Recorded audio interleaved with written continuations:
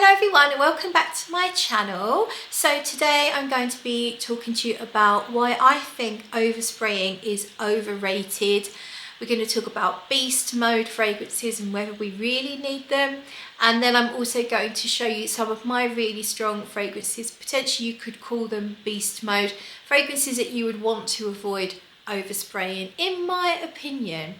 But before we get started with all of that, I wanted to thank Read Your Heart Jewellery because they've sent me two gorgeous pieces of jewellery to show to you. It's not sponsored, but they did send me these items for free. So Read Your Heart are an American-based company. They are known for creating moissanite jewellery. So moissanite it's like an alternative to diamond. So here's a ring they sent me previously just to show you the moissanite. Basically it's pretty much the same as a diamond in terms of its hardness, its fire and its brilliance, but it is much more affordable. It's a lab created gem that was discovered initially in meteors, and then they were able to recreate it to make jewellery, and I love it. But the two pieces we're talking about today is this necklace here, which is an emerald silver necklace, but it is plated in yellow gold. The emerald is lab created and it's called a halo diagonal necklace, and I think it's so stunning, so elegant. And then I chose a bracelet that kind of matches. This is also sterling silver, plated in gold with lab created emeralds, and isn't it just beautiful? Read Your Heart came about because the brand owner, Alyssa, was on holiday in the Antarctica and she'd lost her engagement ring and had found herself drawn to an elegant lady's amazing ring, and discovered that the ring was not actually diamond as she had thought, but was moissanite, and that's where she learnt about moissanite gemstones. I love the packaging that comes with the jewellery. You have this gorgeous colour, sort of Tiffany-esque, beautiful boxes for the jewellery, and a cleaning cloth to clean the jewellery with as well. I think those touches just make it such a nice gift. So if you do have someone who loves jewellery in your life, a really great gift for them for Christmas or any other special occasion. So thank you so much to Read Your Heart for sending me these lovely items, and I do have a code Claire15 gets you 15% off of the website. Go and have a look at the website. I'll put the links in the description box below. So let's get on to talking about fragrances and overspraying. There are definitely influencers out there that will have you overspraying. They will tell you that you have to be an oversprayer. You have to spray 10, 20 or more times your fragrance, and really, is it really necessary?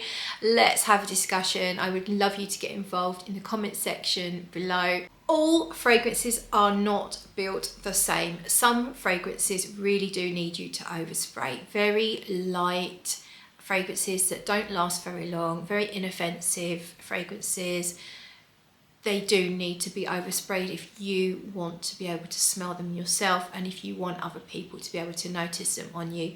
But what we're talking about here is fragrances that perform absolutely fine and don't really need overspraying.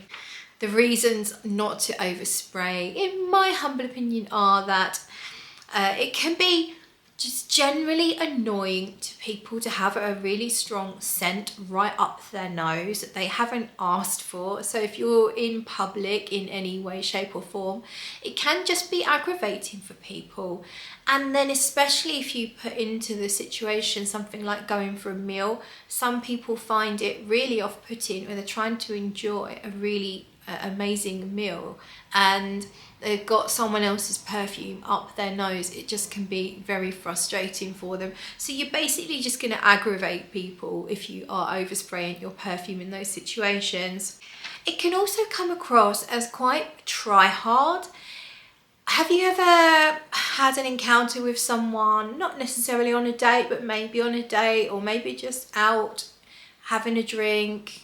Have you ever noticed someone wearing a really strong fragrance? I know I have multiple times, and it can feel like they're trying too hard. It can feel like they are that cologne guy or girl. It can just feel very, it's like when someone is really overdressed for a situation, like high heels to an outdoor concert in a field of mud, or you know, dressed up to the nines in a sparkly dress when you're going for lunch on a wet Friday afternoon. You know what I'm trying to say. It can just feel too much. Of course, it may well be just that someone doesn't like your fragrance, and it can be that simple. And if someone doesn't like your fragrance, then it's going to be really annoying for them, because if it's something, I mean, you might find it inoffensive, but perhaps to them it's really unpleasant, or perhaps even raises some unpleasant memories. So it can just be generally something that someone else doesn't like, and if you are around that person, again, not very nice for them. And because of all of these reasons, basically you could be judged. Now, of course, we as decent human beings should try not to judge anyone. It's something I am trying to avoid doing. It certainly does happen. I find myself judging people. I think it's natural and normal, but no one really wants to be judged in a negative way. And the problem with too much fragrance is that that's quite a possibility. It could even go so far as to lose you a second date, or perhaps a business opportunity, a job maybe. If someone really doesn't like your fragrance, or just can't get on with the excessive amount of fragrance that you're wearing, they may choose not to give you an opportunity that they might otherwise have wanted to give you. And that would be quite a sad thing, I think. It's also a bit of a waste of money if you're overspraying a perfume, especially if it's an expensive perfume, or if you don't own that many bottles, you're going to run out quickly and have to replace it. It also really wouldn't work for a spy or anyone, maybe even a criminal, anyone who has a job where you need to be discreet. If you needed to creep up on someone, for example, you are not going to be able to do that, because they're going to smell you coming. Also, just where you've been, people are going to know. I remember someone at my old workplace wearing a fragrance, actually a fragrance I gave them. I gave them this, what was left in my bottle of Étape Libre d'Orange Rien, which is a very ironically named fragrance. Rien means nothing in French, but actually Rien is a really strong fragrance. It's a leather fragrance, but to me it didn't really smell leathery. It smelled lovely. It smelled like a citrusy incense, but really strong. And so I gave him what was left in my bottle because he really liked it. But I was walking around the building at work, I could say, oh, he's been here, and I could actually smell the fragrance in places where he'd been, but he wasn't anywhere near anymore. So if you need to be discreet in any way, shape or form, then overspraying is really not a good idea. He probably didn't overspray Rien, to be honest. It's just such a beast mode fragrance. And generally, I think it's a very personal opinion, but I'm sure that it will be shared by some of you, if not many of you. It's just not elegant to smell of to have a really strong fragrance, or too much fragrance. Is just not elegant. Less is generally considered more, and I think that is the case when it comes to perfume as well. So I thought I would give you some reasons why you might consider overspray, and these are reasons why I might consider overspraying a fragrance or wearing a really strong beast mode fragrance. It's great to ward off bad smells. So if you are going to a sweaty rock concert where you're going to be around a lot of hot sweaty bodies and not all of those bodies are going to be freshly washed, then a great thing to do is wear a really strong fragrance that will just help you to be a walking air freshener and cover up some of the worst smells. Also great for things like walking through a fish market or any foreign supermarket. I don't like the smell of foreign supermarkets, sorry to the rest of the world, but I think it's to do with the hanging meats that you have. I think that's probably what it is, and the fish. Just, yeah, not good. And I might choose to overspray because I actually want to dominate a room for some reason. So maybe if I was to have to do some public speaking of some description and I want to be the main focus, I want to walk in confidently and I don't mind heads turning. I actually want to make a bit of an entrance, that kind of thing. I think overspraying can work for that situation if it helps you mentally to feel stronger and more confident. So let me know, are you hashtag team oversprayer or are you hashtag less is more? And I'm curious as to whether which one you are correlates to your personality and your sense of style. So for example, I think for me my personality is fairly quiet and calm, and my style is fairly understated. I'd rather look sophisticated and elegant than really sort of fashion forward. So I think that's probably why I would then err on the side of a more elegant amount of fragrance. But how does that work for you? Let me know. Does your fragrance spraying match your style and your personality? Let me know in the comments below. So these are the perfumes that I consider to be beast mode and definitely not to be oversprayed from my collection. And we'll start with this one from Papillon Perfumery, and it's Bengal Rouge, which to me is almost gourmand. To me it opens with a honey and lemon type scent. That's not the official notes. It's a tonka, rose, vanilla. I'll put the official notes on the screen, but to me it's a rich spicy fragrance, even though there's no spices in here. Powdery, caramel, honey, but powdery. Should have looked up the notes. It's a gorgeous, rich, voluptuous, opulent, spicy, powdery, exotic scent, and it lasts on the skin forever and it really does project. It's not obnoxious, but you wouldn't want to overspray it because it is quite rich, and I just think it would be too much because it's so rich. So that is Bengal Rouge.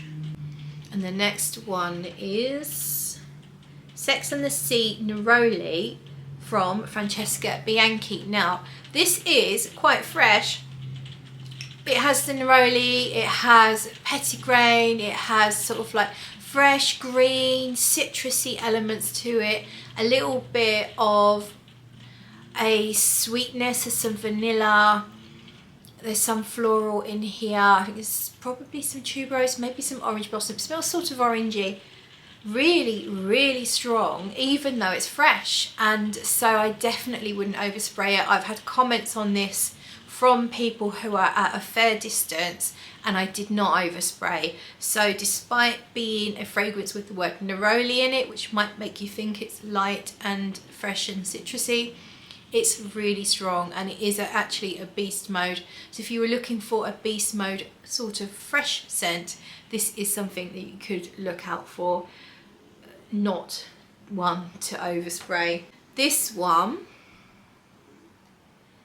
is Pana London, and it's tuberose vanille, and this one is a woody tuberose, vanilla scent. It's sort of woody, there's a dry powderiness to it.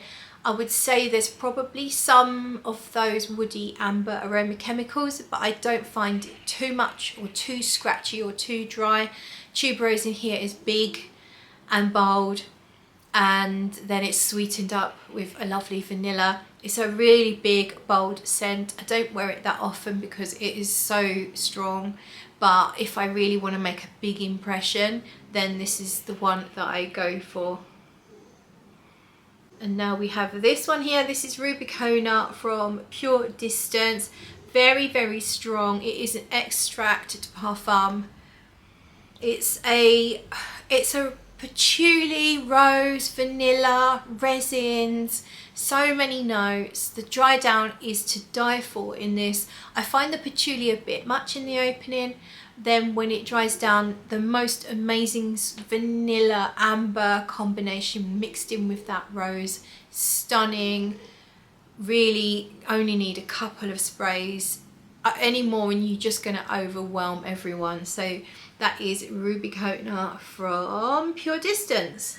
And then the last one is discontinued, but this is probably, is it my most beast mode fragrance? Potentially my most beast mode fragrance is Mr. Le Parfum. This one has a vintage feel. It's a patchouli floral, sort of ambery. It's an ambery patchouli floral fragrance. There's some rose. I think there might be a white floral mixed in with it, and it has this peppery fizziness that makes me think of vintage fragrances, those aldehydic vintage fragrances. Really, really strong, really long lasting, a beautiful vanilla note that comes out in the dry down, vanilla amber note. It's not a simplistic fragrance whatsoever. It doesn't smell just like vanilla. A really stunning amber that blooms on the skin. This is overkill if you go for more than 2 sprays. Seriously, treat it like an extract. It probably is pretty highly concentrated because it's Le Parfum. So I would say it's not just an eau de parfum, it's probably more like an extract anyway. Really, really strong, properly beast mode. Not one I would dare to ever overspray, but really I love having it, and just wear 1 spray most of the time and I get a gorgeous aura. I get compliments wearing this, even though it's old-fashioned smelling, I think. And yeah, so that is Mr. Le Parfum.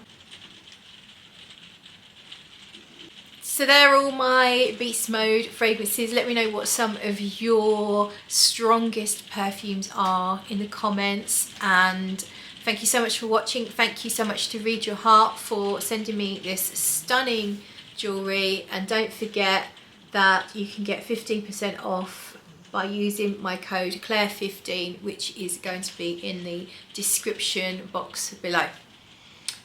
See you in another video. Bye!